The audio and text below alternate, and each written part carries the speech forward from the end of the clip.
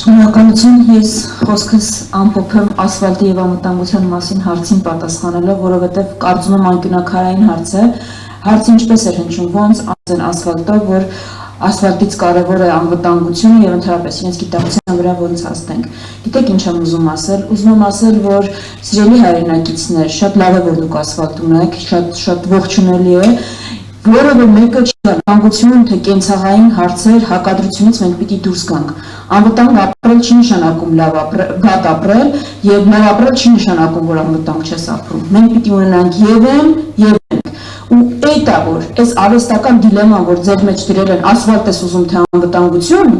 այսրանից պետքա դուրս գալ, որովհետեւ մենք երկուսն էլ ասֆալտ չեմ ունեցել եւ այլն, այո, մենք նոր անկախ պետություն ենք, բազմաթիվ դժվարությունների միջով ենք անցել։ Աբովյան փողոցը ասֆալտ չի եղել, պրոսպեկտը ասֆալտ չի եղել։ Եթե Նիկոլ Փաշինյանն եկել է իշխանության այն ժամանակ, երբ որ հասել է ձեր ասֆալտ ունենալու ժամանակը, դա իր ձեռքբերումը չի, դա իր պարտավորությունն է, դա իր պարտավորվածությունն է։ Մի թողեք դա ձեր վրա վաճառել որպես բացառիկ ձեռքբերում։ Նիկոլ Փաշինյանը Դավիթ Հաշեմի կողմից չի կառուցել,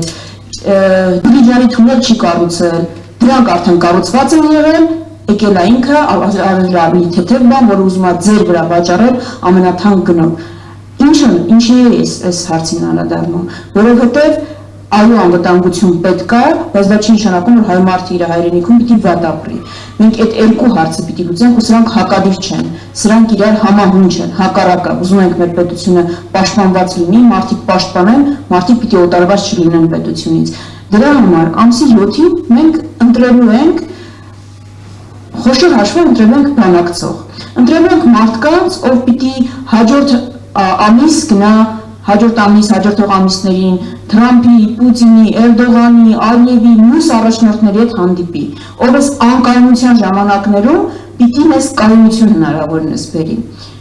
Այս տրամաբանությամբ պիտի առաջնորդվենք ու այս տրամաբանությամբ, որ ես ընդհանրապես ուզում եմ ասեմ, որ այն ինչ որ մենք հիմա ունենք, ժողովուրդ ջան, մեր լավագույնները չեն, առնվազն։ Ես մնացած խնդիրները դեռ չեմ նշում, սա ձեր լավագույնը չի։ Մենք չունենք մեր լավագույն պաշտպանության նախարարը, մենք չունենք մեր լավագույն արտաքին գործերի նախարարը, մենք չունենք մեր լավագույն բանակցողը, մենք չունենք մեր լավագույն էկոնոմիկայի նախարարը։ Սրանով մենք ոտքի կանգնել, պաշտպանված լինել ու բարեկեցիկ լինել չենք կարող։ Այս է հարցը։ Ամսի 7-ին, որ նշանակված ընտրություններին, սա դուք կարող եք փոխել։ Ընտրեք նրան,